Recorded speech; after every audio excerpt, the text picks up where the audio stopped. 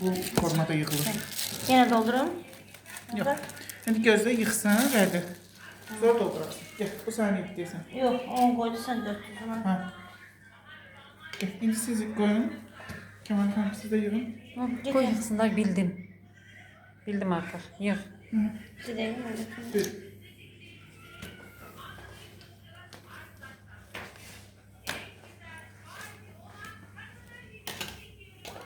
Bunları da roza formasında yıkacağım birazdan sizin.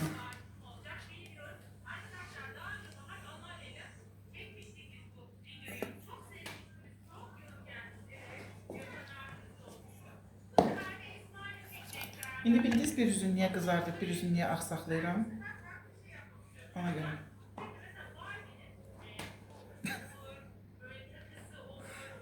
Çiğde otuzdur derme. Yo, birini banan elədim, birini çiyər elədim. Birini fərqli olsun. Doğrayanda görünüşü fərqli olsun diye. Şimdi daha meyve koymayın, bəsdir. Şey eləyin. Şimdi krem sıx, aralarını çox, çox abartmayın. Birinci kanda dadı gəlsin. Bunu yayda qoyursunuz xalçanı, bir gün yarım qalır. Dadı super. Elə qalsa ya, problem yox da meyvə qaralmır. Üçünə meyve yox. Ve siz bir dənə gedir bunu